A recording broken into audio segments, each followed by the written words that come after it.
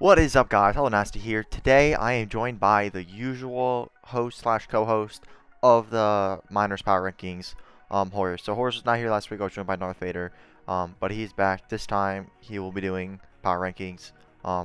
Greet your fans, Horus. Yeah, hey, what's going on, guys? Horus here. Sorry last week I lost my voice because I was really sick, but I'm super hyped to be back here with the Power Rankings again. So yeah, let's just dive right into it so we don't have a super long video. I'll start off, and then we'll do how we normally do.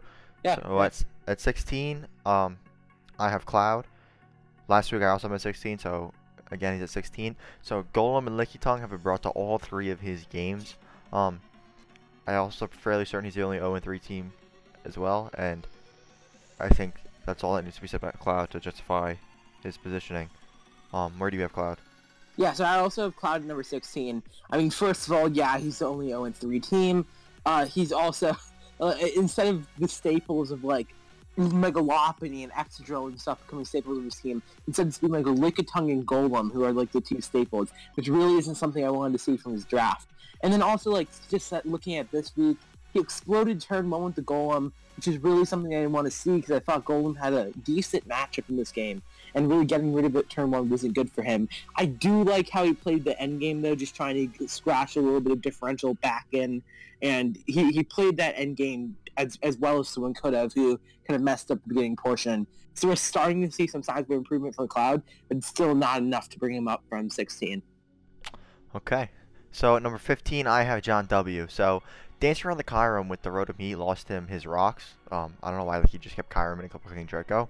And I thought they would be very important in this game. So with the rocks up, nothing could have stopped the Gallade sweep because Rotom was able to tank the Drain Punch and get the Will-O-Wisp off. With rocks up and proper pivoting, the Rotom would have been weakened, and then he would have just got a swap off for Gallade. So I don't think his end game was all that clean, or even his early game to mid game. So I don't think it's really clean. I think what it comes down to is he gives away too many free turns. So Rotom got a free defog. I can't think of any more examples off the top of my head, but these little free turns, like Manaphy got like a free rain dance, stuff like that. These free turns allowed his opponents to get advantages, and I think that is why he's in a losing position coming into endgame. So if he cleans us up, I think he'll be doing a lot better. He did get a win this week, but it came off the back of a crit at the end of the game. Where do you have John W? So I actually have John W at 15 also, but I actually have a lot of really good things to say about him. Toxic Metagross was really, really good this week. I really like seeing that. Encore Mega Gallade was also really solid prep. He did lose on the back of the crit, but what I really saw this week from him was something I didn't really see in week 1 and week 2, is that he has the ability to play really well. And I think he did play really well during this game. I also did play pretty well during this game, but I think he really showed us that he does have the ability now, and I honestly wouldn't be surprised to see him racking up a few wins. And I'm picking him to win week 4, and I think he has a good starting point now with this week. I think he can continue to move on, even if it's first victories off the back of the crit. Okay, so number 14, I have Mio. So previously I had Mio at 9, and I thought Mio was going to come up, but I just don't know what Mio was doing this week. He just fell apart, right? So he didn't play that well around any of Turbo's threats. If something wasn't on Turbos, for some reason he was getting extreme value out of it. It started off with the Lego, doing a ton of damage to the Mawile, getting Toxic Spikes, and then killing the Gliscor, and then it just spiraled downward from there. Mio still not getting any value whatsoever from his Mega Mawile. I don't even know, like, why. I don't know if he should drop it. Like, I don't know what his best course of action is with Mega Mawile. If he needs to go watch some YouTube videos on how other people used it, if he needs to just drop it, get a new Mega, or what he needs to do. But I hope he bounces back from the upcoming games, because I thought his week 1 and week 2 were pretty solid. His week 3 was I don't know what it was. I hope it was just a major fluke, and he just, like, I don't know. But I hope he steps up. Where do you have Mio? Yeah, so I got Mio at 13.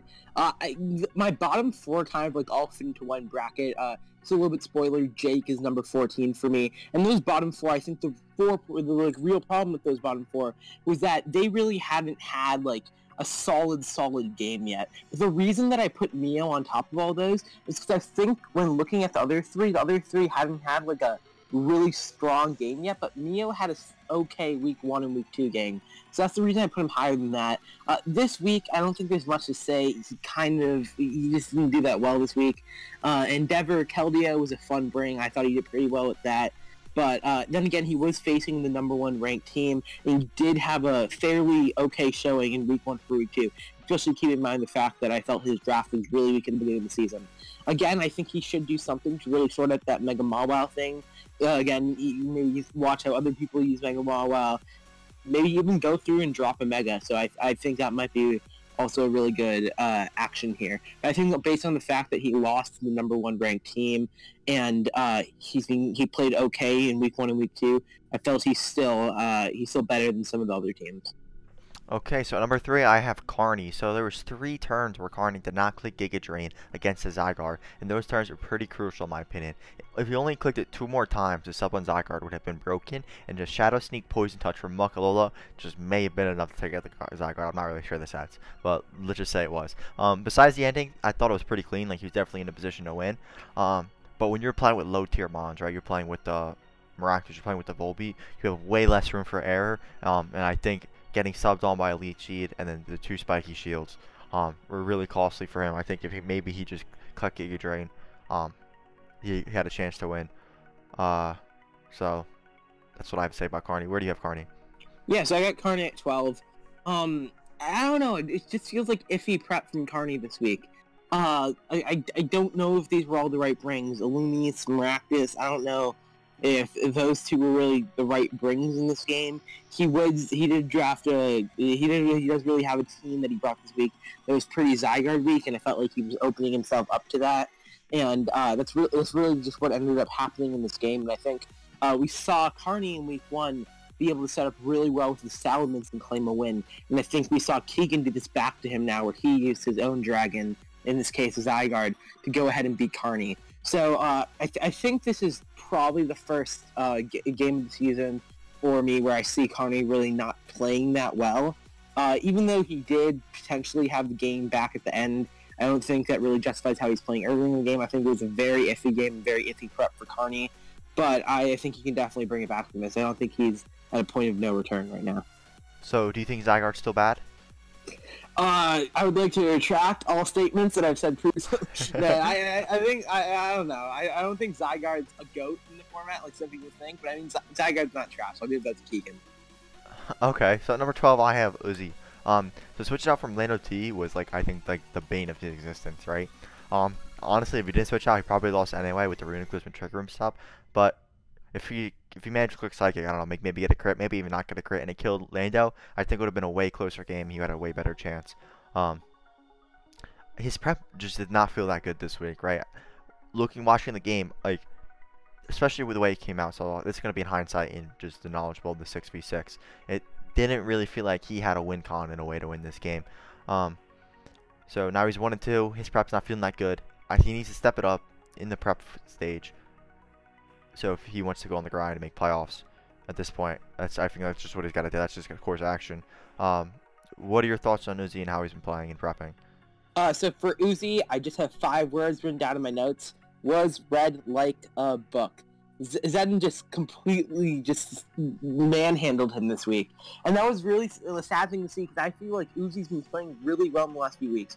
Even though my power rankings weren't shown for last week, I did have Uzi at number 4, and I thought he was probably one of the best 1-in-1 teams. But I think this week it really showed some of the flaws that Uzi has. He really wasn't able to face Zedden, and I did have Uzi picked to win this match, I believe. And I thought Uzi was going to pull through, but he ended up just being thoroughly out-prepped and thoroughly outplayed. And I really need to see something from Uzi again to really think that he'd be in the playoff race. Because before, maybe even last week, I thought he was a lock for the playoff race. But now I'm feeling really iffy about that.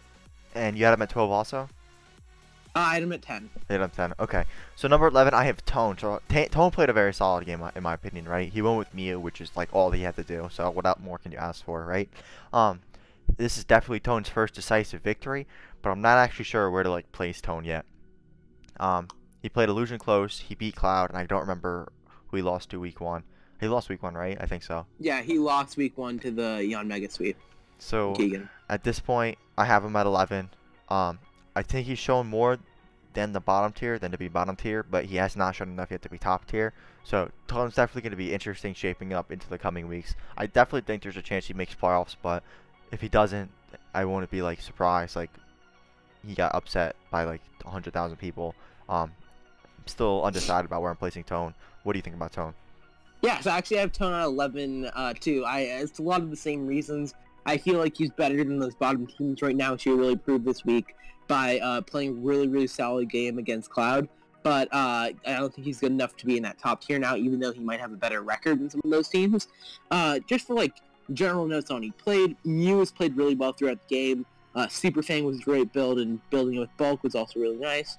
That Taunt was a very good play against the Scizor, and really he controlled almost all the game. He did get to play safely though, because Cloud made a lot of misplays in prep and play. Then again, even though this was a super solid game, he was facing the 16 ranked team, so I didn't want to move him too much up from there. And really, this was his first decisive win, because since when he beat Illusion, it was due to maybe it was a crit, it was some form of hacks, and he got manhandled by Keegan week 1. So I think we saw a lot of good stuff from Tone this week. I want to keep on seeing him improve, but it was a very solid showcase from this week. Okay, yeah, just to clarify, it was a crit on the P2, which let him get a sweep off at the end of the game. So at number 10, I have Jake. You talked about Jake a little bit. At number 10, I have Jake. So I'm assuming Jake's plan to beat Owen was to win with the Toxic Stall, and that didn't work, as seen by the fact that all 3 walls were live at the end of the game, right? But I don't fault the strategy nor the execution. Owen just played around that like super well. So I think it's just a tough loss for Jake.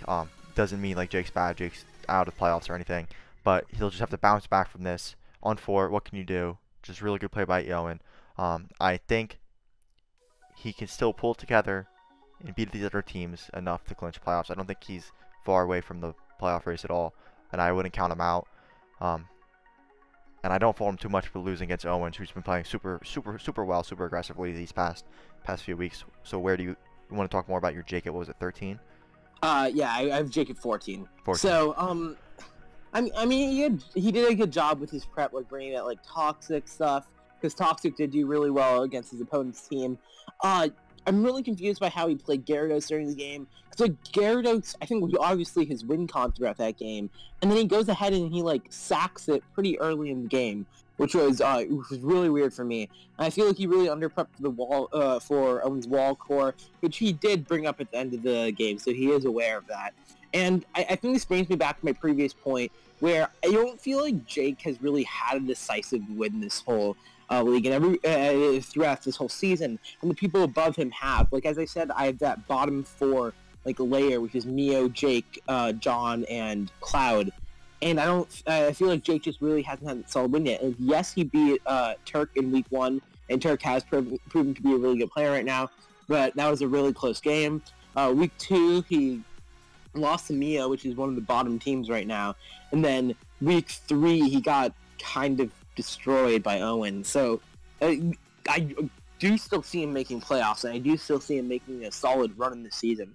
But from what we've seen in these first 3 weeks, it's been a little bit shaky, and it's something that I didn't expect in the beginning of the season. Okay, so at number 9, I have II. So II is trying to become a big NPL name by drafting Loon before he really hasn't got to work yet. So he'll be minors for the rest of his life at this rate. So jokes aside, I thought he played the game fine. It was in a position to win, right? He played it out. He took the free turns John W gave him. He didn't panic. I don't think he choked at any point. But then at the end of the game, he got crit. Feels bad. I would like to see him play the Loon better, because Loon's a hometown favorite. But it is what it is. The crit sucks. I think he'll bounce back. He's showing week after week that his prep's pretty good, and he plays it pretty perfectly. So I'm excited to see what he does in the future. Where do you have II? Yeah, so I have II at number 9 also. I think the fact that he should be 2-1 right now, if not for all this hack that's happening right now, just really speaks to the fact that he's playing pretty well. I'll be honest, when I was watching the game for the majority of it, I thought John had it, and I didn't really realize until the end game that I actually had that in the bag, and that crit was super unfortunate there, but I think overall it was some solid prep. That was very good use of the Rotom versus Kiram. That really impressed me. He did mess up really bad with Noon, and I'm still questioning what he was doing there. He did not prep well enough for Gallade, which was the problem. But he had really spectacular use of that Manaphy, and knowing that one of John's one of the things that he doesn't really do that well is manage his turns, and he was able to set up that Rain Dance, which was able to really stop what John was trying to do there. And even though he is 1-2 right now, we can say that if the hacks wasn't a thing, he would probably be 2-1 right now. And I hope the hacks doesn't go and screw him this season, because from what we've seen, he's been playing solidly. Okay, so at number 8, I have Illusion. So I don't think Illusion played that bad this week, besides losing a few 50-50s, right? There was definitely some minor hacks, but at the end of the day, it came down to who made the better reads, and I think that was definitely Turk. Fortunately, this week, it just wasn't him. So all the best players take L sometimes. He hasn't shown enough to stay at the top, like the number 2 where I had him last time. He did take an L. It was off gameplay, but there's still a long season in front of us. I still expect him to bounce back. Call me stubborn or whatever you want, but I still really like his draft. I think he'll bounce back. Sometimes you just take L's, and sometimes you just lose 50-50. So where do you have Illusion? So I have Illusion at number 7. I think it was an okay game this week. Not seeing Infernape at team matchup was really confusing for me, because I thought Ape had a pretty good matchup here. The ride-on prediction on the Thunderbolt, that was cheeky. I like that. That was a good play. Also really good play. He used Vileplume really well. The Air Slash Flinch on Heracross was really sad. I don't think it had too much of an impact on the game. That was also really sad. And then I don't think he really prepped for Breloom that well. And if we've seen anything from how Jolt's been using Breloom in the GBA right now, we're seeing it's a big threat. And if Breloom's coming to that matchup, and from how Turk's using it right now too, you're going to have to prep for that Breloom, because Breloom is a threat. And Illusion, I don't think really had that much prep in line to beat that Breloom. Then again, he is by a lot the top ranked 1-2 team, and by no means do I think he's playing horribly right now. But I need to see more from him to really push him into the top pack, because I feel the teams that I have from 1 to 6 are really the top echelon of players, and I have him right outside of that right now, because the two really good, IA is a really good player, and he was able to beat him. But then he proceeded to lose to, this week he lost to Toronto and Turk, who's really, really good. And then last week he lost to Maine. Even though that was due to hacks, he didn't play that game fantastically. So I need to see a little bit more from him to really push him up into that top echelon where he was in week 1. If I agree. So number 7, I have Techno. So Techno played a pretty clean week, pretty clean battle against Hiker, in my opinion, right? There's a lot of mystery surrounding the Charex with the Reflect, but because I don't really know all the sets, I won't comment on it. I do know that he was like Akaberry or whatever, but I don't know what the Charex was, so it's really hard to theory mon. I'm not gonna even try it. Just like last week, I'm not touching the Reuniclus stall with Zapdos, so whatever, I'm just gonna norm act like it didn't happen, because I have no idea how it would play out. So I like this week though, specifically how he did not bring Mega Kang, right? Because he was in a really similar boat with Mia, that he just wasn't using his Mega right. I'd like to see that he's adapting, and he just decided, like, I'm not even going to bring it because it's not even worth it. I have 6 other Pokemon that are just as good that I can use better, and that's what I'm going to do. So now he's 2-1. Every single game of his, to be honest, was a question mark. But yeah, it just is what it is. I thought he played fine this week, played good this week. I think he looks better without Mega Kang, as weird as that might sound. I think he's on the up and up, and yeah, that's all I have from Techno. Oh, but I do say I want to add one last thing. I do like the way he played the end game, and I really liked how he pressured Hiker with the Stealth Rocks. Was able to keep those up and then execute the end game when he was in a win position pretty flawlessly. So that is all I have to say about Techno. Where do you have Techno? I've been really impressed by Techno for the rest of the season. So right now I have him at number 5. Week 1, he had an iffy Haxy win against Mio, which I wasn't too confident in, but I still saw a lot from him, so I decided to put him behind week 1. Then he ended up losing to Uzi week 2, which I thought was it was an average played game by him, and I felt this week was really going to be the make or break week. If I saw something really good from him, then he was probably going to be a top echelon player. Otherwise, he was probably going to sink down to the likes of like Illusion or something like around that area. And I thought this week I really saw the makings of a great player. Hiker Toad has been someone who's really been taking this season by storm up until this point, and Techno was able to take him down. He used Lycan Rock phenomenally. Good rapid spin support with Cryogonal, and then sub to prevent Leech Life was great, and over that like play with Greninja at the end. And overall, I think Techno played phenomenally this week. I thought it was a really, really good game by him. And I don't know if everyone knows, but next week he's playing Phoenix, and that's going to be a really fun game to watch, because if he can win there too, I don't see what can really stop him from making a deep run this season, because I think Techno really proved this week that he's a top contender. Right, so at number 6, I have Keegan. So the random defog or nothing was by far and away the most skilled 4D chess play that I've ever seen in my entire life. All y'all hating on it, you're probably all like, oh my god, he defogged on nothing, there was nothing on his side of the field. But y'all just don't understand great talent when you see it. He really just needed the evasion drop, and he got it, so that's what it is. So if you just gone hard on Mega though, and he got it anyway, it was still 100%. He probably wouldn't have lost the HV Ice Maractus, which he definitely did. Shout out to Keegan. Alright, the way the game played out, the way it did, and the way the prep was, it was somewhat clean win for Keegan. That's all I have to say about Keegan. Where do you have Keegan? Yeah, so I have Keegan at number 8. I think it was a solid win for him. He played very well with Zygarde and Yamaga. That's like all I really have written down for him. Keegan is really just a big question mark for me this season. He did beat Carney well this week, but like Carney's not being a player that we've ranked super high yet. And then last week he got beaten by Owen, which is a player who do have ranked really high. And the week before that, he was able to beat Tome, which is another player that we don't have ranked too high. And I feel like even though his wins have been pretty well, I haven't seen some like masterful gameplay by him yet. I feel I've seen more like just like solid sweeps or like solid setup, which is really impressive in its own right. But I want to see maybe a game where he plays another one of the top echelon players and gets to really show like his masterful gameplay in there. And that's what I really want to see to bring him up to the top in my rankings. But then again, Keegan is playing very solidly this season. I think this is one of the best starts he's had in the NPL minors for a while, and I don't see much that can stop him at this point. He's using Yamega very, very well, which is something I like seeing. And even though I hate to say it, he's using Zygarde very, very well too. So he's really, I think he's proving to me that Zygarde's actually a pretty good mod in the format. I would say definitely that Zygarde is a round 1 pick.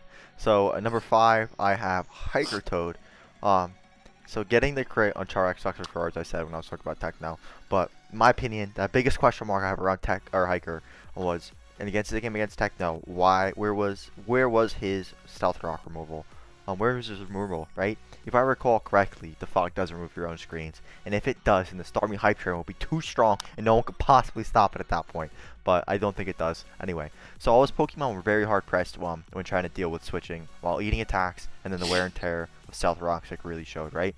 So the team he brought, his recovery is really, really, really limited, right? He has Celestella, Piloswine, Arachnid, and Yuxi, right? What there is clicking recover, what there is clicking slack off, what there is clicking roost, right? He doesn't have it, but there's still fat mons that want to come in, eat hits, and then pivot out. So when you want to play like this, when you have a style like this, when you have a team like this, you just really need good, just solid hazard removal, just to make sure Stealth Rocks are on your side of the field. Because coming in, taking 12.5%, then switching out, like coming again, taking 12.5%, then switching out, you're already taking 25% of your health for free. It's just not something you want to do. That's why stall. The foundation of stall was Mega Sableye Bounce or even 2 defoggers, just to make sure rocks are definitely not on your side of the field, because you just do not want them. So I would really like to see with the team that he has to put higher emphasis on hazard control removal, as it's just a very important aspect of his team. That's why when you get Charax, so why I'm such an advocate of Starmie, because I think Starmie is the best rapid spinner, if not the best removal in the game. And no one's going to change my opinion ever. So that's what I think about Hiker Toad, aka Todd. So where do you have Todd? Yeah, so I got Hiker at 6. I mean, like he like that solid Z move to be Cryo and Zap was nice. He used Terrakion really well, and the crit on Zard sucked. And I think like those are the 3 main takeaways I have from the match. He's still 2-1, but I think it's important to keep in mind that the 2 teams that he's beaten this season are our 15 and 16 ranked teams. And even though he didn't play badly this week, I think he played pretty equal to Techno. Yeah, we haven't seen him beat top echelon player, and I think it's kind of the same remark that I have with Keegan. I just think that I need to see him go head to head with one of those like really high ranked players and see how he fares there, because when he got matched up against Tekno this week, which is one of those higher ranked players, he ended up losing. So I want to see if when he actually goes ahead and plays those Turks, goes ahead and plays Illusion, people like that, Turbo, can he go ahead and rack up a win, or is he going to end up losing? And that's something that I see, and that's why even though he is in my quote-unquote top ranking, 6 and up, he still has a little bit he has to prove to me before he can like break into the top 4. Okay, so speaking of top 4, I have Turk AH at number 4. So Turk playing 2 good weeks in a row. He played good 2 weeks in a row. That's just straight up unheard of. So maybe he should get the nasty roll, but then again, maybe not, because he lost to Jake, and we don't take L's from the Fruit Clan. So he won all the 50-50s he needed to against Illusion. He played very, very well. His prep looks solid. He really likes physical land on eye. Don't ask me why. That's what it is. I'm still waiting the Combine tweet from Turk. I don't think I'll get one though, because he really seems anti-special Landorus and anti-setup Landorus. I think he just likes physical Scarf every single week. Don't ask me why he just didn't draft Lando T then, but he didn't. That's what it is. So I just really not much to say about Turk besides that he's been playing really clean. Where do you have Turk? Yeah, so I have Turk at 3. I think Turk's been playing amazing this season. His week 1 game against Jake was really close, and I think he easily could have won that game if a few turns went differently. So I'm not going to knock that too much against him. Then he beats Tulsa and Zedin in week 2, which is really impressive, and he played really well during that game. And then now he had a really strong showing against another one of the top teams. And something you've heard me talk about throughout this whole thing is that I need to see a player go up against other top tier players to really rank them high. And I think Turk has played, ideally 3 good players in like 3 really good players during each of these weeks, and he's come out 2-1, with his one loss being a 1-0 that easily could have swung the other way. Generally, Turk's been playing really, really well. He predicted the lead turn 1, which gave him a really good early game advantage. That poison on Azumarill was really unfortunate, but he was still able to set up with Braylon really, really well. He had solid pivoting with Sylvalia throughout the whole game, and I don't know, I think Turk is really, really impressive. And if I see Turbo or Owen start to catch an L next week, or something like that, the people I have above him, then I wouldn't be surprised to see Turk claim the number 1 spot. I'd be very, very impressed with what he's doing this season. Okay, so at number 3 I have Lord Zayden. So really good prep from Zayden this week in my opinion, and the curse scissor was definitely something cool to say. But I just really liked how he was able to keep the pressure up, and we didn't have to. And when he didn't have the pressure, he just played it cool and he got it back like real quick. So showing that when he controls the momentum of the game, he will control the game and then he will close it out. Made some really, really good plays to punish Uzi. As you said before, he really read Uzi like a book. The Roosting on Stoutland that could have easily killed with Fire Fang was hella clean, and I really like this high level gameplay for him. So I would like to see him keep playing aggressive like this. I think if he keeps it up, a lot of teams are gonna have a really hard time hanging with them. Even some of the people I have above him. So where do you have Zedin? Okay, so I have Zedin at number 4. Zedin was a really solid week by him. He read Uzi like a book, and Curse Scizor was very, very solid. And I think Uzi was really just destroyed this game. And I think Uzi was someone who I had really highly ranked going into this week, and he was able to absolutely demolish him. Being completely honest, I had really high expectations of Zen going into the season, and he kind of disappointed me week 1. And even though he did win against Owen, I thought it was a very questionable win. And then week 2, he proceeded to lose the Turk, and at that point, I was feeling very shaky about how he was going to do during the season. But I think just seeing this one really, really good week that he had against someone who I thought was playing tremendously against here, I think it's really put Zedin up into this great tier of players here, and I think he's really utilizing his draft well now. Seeing that innovative prep like Curse Scizor is really impressive here, and I think he's playing really, really well right now. 2-1 is a great record, and I can see him winning a lot more games in the future. And I think I think this is going to end up being a good season for him. Okay, so at number 2, I have Owen. So Owen is making a Victini Blue Flare burn into a crit from his opponent, a staple part of his gameplay. Every single time it's happened, he's won the game. But I do really like the way Owen is playing, right? He's playing very aggressive and applying a lot of pressure while basically giving away no free turns, right? He uses his regenerator mons pretty perfectly in my opinion, and he doesn't let their passiveness get taken advantage of. Hoopa Diancie, Mega, Victini are definitely not an easy trio to prep for, but I hope he doesn't get linear with his threats in the same that it's like, you know, he's going to bring a defensive core and then he's going to bring some of these threats. He's going to bring defensive core and some of these threats, because linear plays that like that, I think the coaches here are good enough to adapt, good enough to evolve their gameplay and punish him for it. So I hope he continues to evolve just like everyone else will, even though he's at the top or second top, you know, he's in the top tier. He's really just been taking really decisive wins the past few weeks, and that's definitely cool to see. I'm definitely excited to watch him more because I think he might be the most aggressive player. So where do you have Owen? Yeah, so I have Owen at number 2. He pivoted around really well this game, and I think that's the main takeaway to see. He was able to really just pivot with his team really well, which is something impressive. Again, he wasn't that bad of a game week 1, and then he played really well week 2 and week 3, and that's one of the reasons I have him up here. I think the reason I have him above a lot of the other 2-1 teams is just because I don't feel he's made a really a strong misplay this whole season that's really destroyed him yet. I think we've seen very consistent, very good builds from him, and I think I'd almost compare him maybe to something like a Gypsy of this, Gypsy or like a Zazo of the minors right now, where he's making really these good plays or just keeping him in the game every single time. And I really like seeing that from him. But I think something that I wouldn't see from a Gypsy or Zazo is that draft again. That's something that I'm really scared about because I again think his draft is very linear. I think it's a very standard draft, which is a big worry that I had in my week 0 power ranking. That's why I had him so low there. And I think he's been overcoming that factor in these weeks right now. But as the league continues to evolve and as the league continues to move on and as people start to become aware of this linear prep that he has and start watching his replays, I question how well he's going to be doing in the future weeks, especially with a lot of hard matchups coming up right now. So at this point, he's at number 2, but I really need to see how he performs in the next few weeks. I think really week 4 to week 6, if he can prove himself there and go 2-1 in that span, that's really going to be what makes him this top tier player. And if he falls and goes 0-3 or 1-2 during that time, then I won't be too surprised that I feel the draft would have failed him, because I think he's really shown he's a great player here. But we need to see that draft really come together, and if he can pull it together, then I think he's a lock for playoffs. So I think he's really the person to watch going into these next few weeks. Okay, now all that leaves now is number 1, and I have Turbo back at number 1, so another decisive victory for Turbo.